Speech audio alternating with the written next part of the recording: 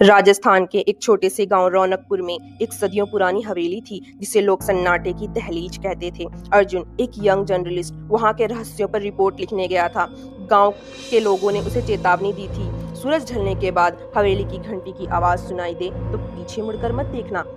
अर्जुन को इन बातों पर विश्वास नहीं था। वो हवेली के अंदर गया। हवेली की धरोहर सुंदर थी, पर हर तरफ मिट्टी और पुरानी तस्वीरों की भरमार थी। रात के 12 बजे जब पूरा गांव सो रहा था, अर्जुन को अचानक एक पायल की छनछनाहट सुनाई दी।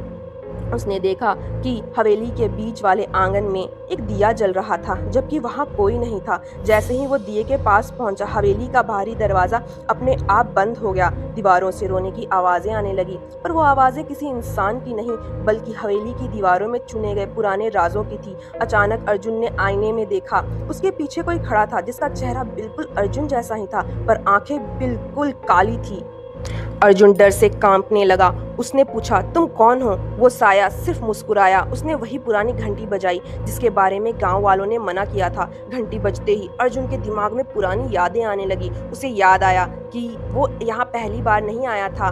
20 साल पहले उसके पिता इस हवेली की मलकियत को लेकर एक झगड़े में गायब हो गए थे। तभी उसे एक पुरानी चिट्ठी मिली जो उसकी माँ ने उसके बैग में छुपाई थी। चिट्ठी में लिखा था, अर्जुन वहाँ मत जाना, क्योंकि धर्मपुरा की हवेली सिर्फ खून मांगती है, उनका जो उनके वारिस होते हैं। अर्जुन को समझ आया कि वो साया कोई भूत नहीं, बल्कि उसके बाप की रूह थी जो उसे बचाने की कोशिश कर रही थी। असली खतरा तो गांव का वो सरपंच था जो हवेली के नीचे दबे खजाने के लिए अर्जुन को बलि चढ़ाना चाहता था। जैसे ही सरपंच हवेली में तलवार लेकर घुसा, अर्जुन ने देखा कि उसके पिता का साया सरपंच के पीछे खड़ा था।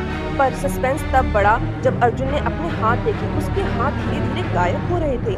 उसे एहसास हुआ कि अर्जुन खुद 20 साल पहले मर चुका था और वो सिर्फ एक भटकती हुई रूह थी जो अपना बदला लेने के लिए वापस आई थी। हवेली ने उसे सिर्फ इसलिए बुलाया था ताकि वो अपना मौत का चक्रव्यूह पूरा कर सके। अगली सुबह गांव वालों ने देखा कि हवेली का दरवाजा खुला था। अंदर सरपंच की लाश थी, पर अर्जुन का कोई नामो निशान नहीं था। सिर्फ हवेली के आंगन में एक नया दिया जल रहा था।